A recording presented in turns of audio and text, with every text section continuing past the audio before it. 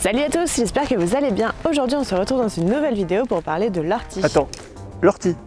On va parler de l'ortie, la plante qui pousse partout et que tout le monde déteste. T'inquiète, avec cette vidéo je vais t'expliquer comment soigner les piqûres d'ortie et comment la consommer. Parce qu'elle se mange en plus. Et oui, allez, mets-nous le générique et vous oubliez pas de vous abonner et je vais vous expliquer tout ça. Bon, ok. Cette mauvaise plante que tout le monde a tendance à détester apportant plein de vertus médicales et médicinales. On la trouve généralement dans les lisières de forêt, dans les jardins, dans les fossés, un peu partout en fait. Il suffit juste d'un endroit un peu frais et un peu humide.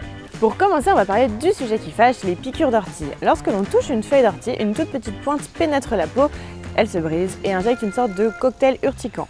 C'est très désagréable, mais ce n'est absolument pas dangereux. Et pour ne pas se faire piquer par les orties, il suffit de savoir les cueillir. Oh bah, ça franchement c'est facile. Tu bloques ta respiration et c'est bon quoi. T'es sûr de ce que tu dis là? Certain.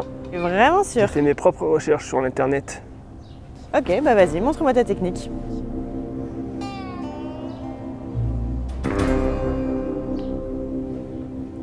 Un, deux, trois.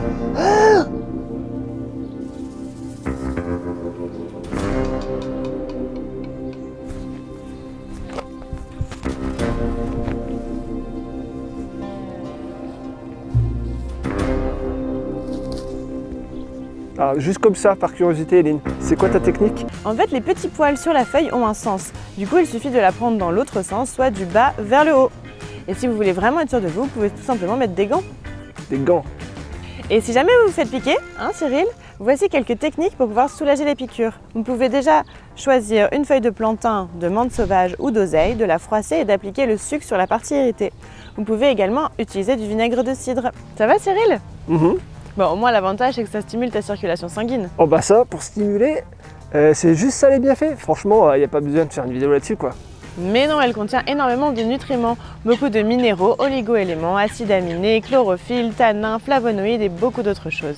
C'est une très puissante anti-anémiante car elle contient du fer et le fer végétal est beaucoup plus assimilable par l'organisme. Elle régule le système nerveux et est très bonne pour le système osseux et pour la qualité des cheveux. On peut également l'utiliser pour ses vertus drainantes et détoxifiantes ainsi que pour les allergies. On peut l'utiliser de manière un peu moins saugrenue peut-être, non? Bien sûr, tu peux également l'utiliser en cuisine, en soupe d'ortie par exemple, mais aussi dans les omelettes, dans les lasagnes, dans les tartes.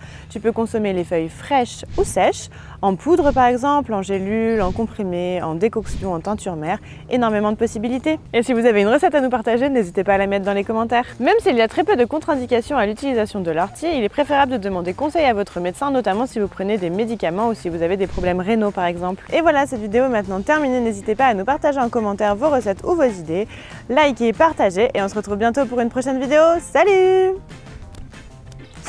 Je suis sûr j'ai pas retenu assez ma respiration. Allez, je vais retenter ça.